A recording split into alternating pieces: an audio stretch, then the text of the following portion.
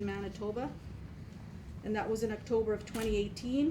In November of 2018 to April of 2019, template laws on children and families. There were 17 First Nations communities engaged in Manitoba. The AMC Women's Council strategy meeting for building the foundation for change was held in April 2019, as well as numerous meetings held with Women's Council, numerous meetings held with the AMC Council of Elders, and numerous meetings held with the steering committee. Lastly, in regards to Bill C-92, an act respecting First Nations, Inuit, and Métis children, youth, and families, AMC conducted a writing campaign to members of Parliament and senators. They presented at the Standing Senate Committee on Aboriginal Peoples, presented at the Standing Committee on Indigenous and Northern Affairs, and developed postcards for First Nations citizens to sign and send to their respected members of Parliament and to Prime Minister Trudeau. And lastly, there was a National Day of Action held on May 10th and May 27th, 2019. So all of this work has been for the AMC Women's Council to move forward their agenda, which is to go against Bill C-92 and to allow First Nations in Manitoba and throughout Canada to develop their own laws in their own communities in respect to their children and families. Gwetch. Oh, thank you very much, Chief. Chief Meaches, did you want to share a few words? Well, I guess with me, I'm rather disheartened with the news we received yesterday. After realizing how much work we've and like the sweat and tears we put into this legislation that we have been needing for our families and our children for a number of years now. If we think back to over 30 years now, we've been under the provincial legislation with their policies and following someone else's policy. We are leadership, we are grandmothers, we are mothers that want to protect families and children. These families and these children make up our communities. These families and the children will continue to suffer if we as leadership do not act and try to create a legislation that fits our communities.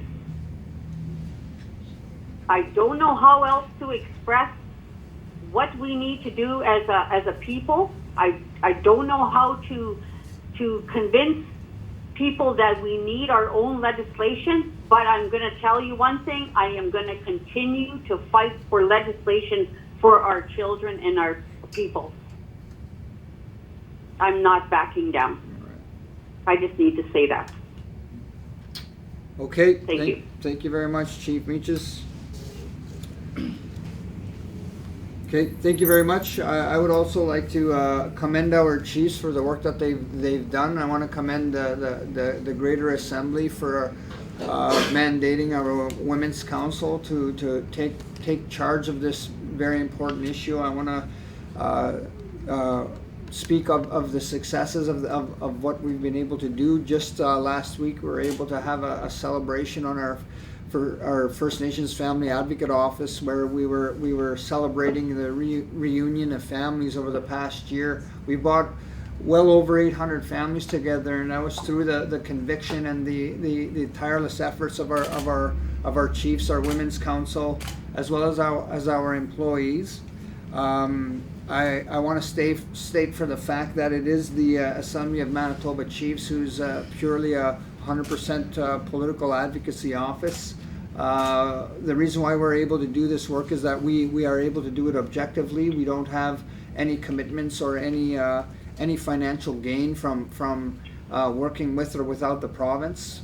We move forward in a tireless effort to prepare a road that will allow for our families to stay together.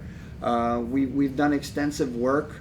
We championed the support that we had with the federal government, and with the signing of that historic MOU in regards to child welfare matters, and the tireless work that we had done from from that day forward, and I find it quite surprising that the federal government would take such an about-face move and move away from the successes and the progresses and the commitment that they had for our region to move in our own unique way. I believe that the statements that Chief Batson had said where the minister is choosing not to create region-specific legislation is erroneous. There's numerous examples of where the federal government has made region-specific or area-specific legislation in the past, and considering the amount of work that we had done and considering the efforts of our Women's Council, it would have only made sense to actually do something unique and innovative and truly honor the relationship that you do have with the federal government, and Manitoba would have been the best place to do it. But it appears as though the relationship that's the most important to the Prime Minister may not necessarily be as important as we once thought, and we're going to have to reconsider that relationship as we move forward. So again, the Assembly stays on our position. We want our Bringing Our Children Home Act. We want our own jurisdiction and our own path forward. We've filled all of the steps that have been asked of us over the past year and a half, and there's no reason why we couldn't have championed this opportunity for all Manitobans. So thank you very much. So was the AMC and the AMC Women's Council, is it fair to say you were blindsided yesterday when the federal government said it, and with the press release today by SCO? Yeah, if I may, Chiefs, we were completely blindsided, and we're in the process of actually doing our due diligence, and from the documents that I've seen thus far, there is actually no resolution from SCO supporting this legislation. So I kind of question where the media had got their information from, and that's why it's very important to sort of set the record straight what the position of the Assembly of Manitoba Chiefs is and the direction that the Chiefs want to go. I guess for Chief Batson, I'm assuming the Women's Council has been liaisoning with the Women's Councils out, the SCO. Did they give any indication there's going to be a change?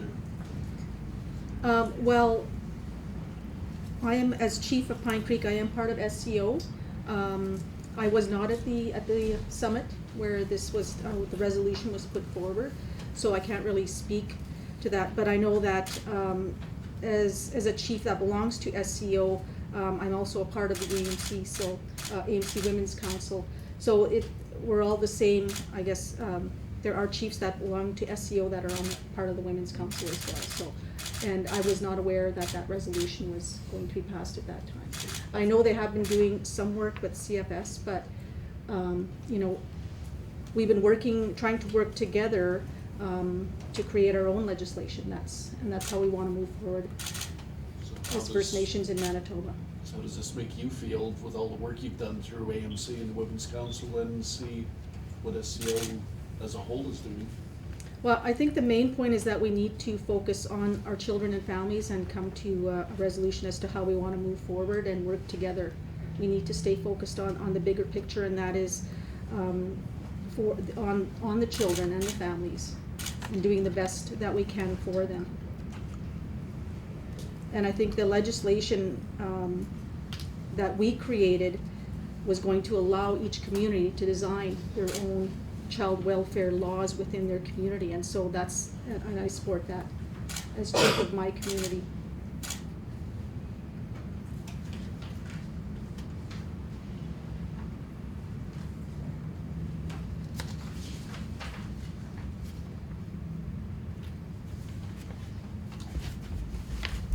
Thank you. No further questions? All good?